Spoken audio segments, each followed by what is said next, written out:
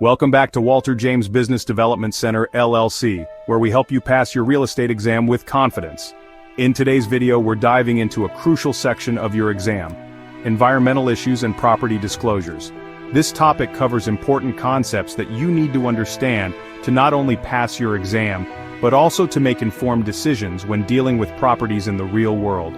Whether you're studying for your exam or brushing up on the details, this video will guide you through the key concepts you need to know. Let's jump right in.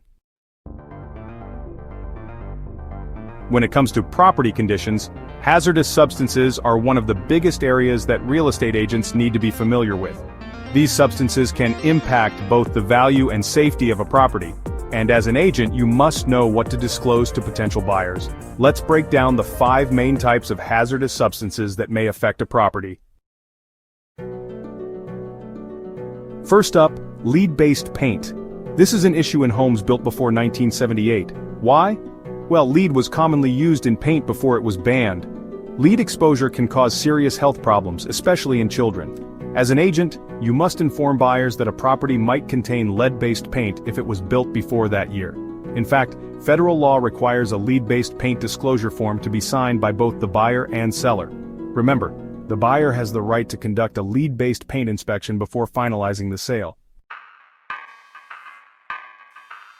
Next, let's talk about asbestos, radon, and mold. These are common environmental hazards that affect property value and the health of occupants.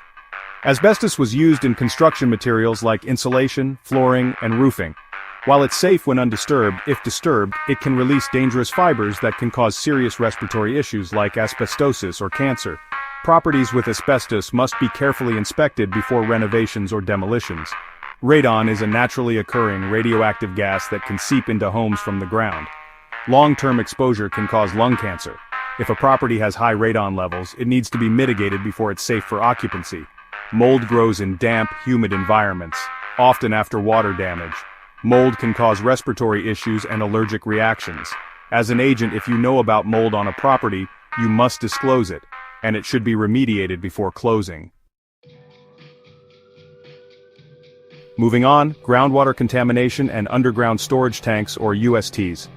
Contaminated groundwater can lead to serious environmental concerns, especially if a property is near an industrial site. Underground storage tanks, used for storing petroleum or other chemicals, can leak and contaminate the land and groundwater. If these tanks are present, they must be properly removed, and you should know about any environmental assessments conducted on the property. Next, we have waste disposal sites and brownfields. Brownfields are properties that were once used for industrial or commercial purposes and may have hazardous materials like chemicals or heavy metals on site. These sites require special environmental assessments before redevelopment can occur.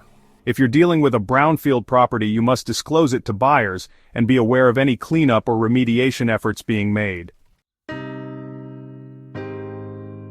Lastly, let's talk about floodplains and flood zones. Flooding is a major concern for homeowners, and it's vital for real estate professionals to know if a property is located in a flood zone. Flood zones are areas that have a high risk of flooding, and if a property is located in one, flood insurance is often required. You must disclose this information to potential buyers, and you can find out flood zone information through FEMA maps.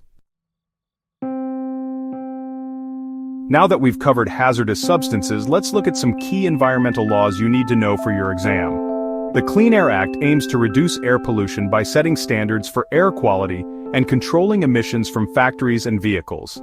The Clean Water Act regulates water pollution, making sure water sources remain clean and safe. As a real estate professional, you may need to know about these acts if a property is near an industrial area or has issues with pollution. Next, we have the Environmental Protection Agency, or EPA, a federal agency that works to protect human health and the environment. The EPA oversees several important programs, including 2 major laws you need to understand for your exam. CERCLA, also known as Superfund, is a law designed to clean up hazardous waste sites. If a property has been contaminated by hazardous substances, the EPA can step in to clean it up. If you're working with a property that has such concerns, you need to disclose any EPA involvement and let buyers know about any cleanup efforts that are taking place. Building on CERCLA, the Superfund Amendments and Reauthorization Act, or SARA, increased funding for cleanup and set new standards for handling hazardous materials. As an agent, you may encounter properties affected by these laws, so you must understand what's involved with these cleanup processes. To assess whether a property is contaminated, Phase 1 and Phase 2. Environmental site assessments are conducted. Phase 1 is a review of the property's history and any possible environmental risks, while Phase 2 involves actual testing of the property for contaminants. If you're representing a buyer, it's crucial to recommend these assessments if the property has environmental risk. Lastly, the EPA also enforces laws protecting wetlands. Wetlands are critical for controlling flooding, filtering water, and supporting wildlife. If a property is located near a wetland, special permits are needed before development can take place. Finally, let's talk about your disclosure obligations and liability. As a real estate agent, you are required to disclose any known environmental hazards on a property.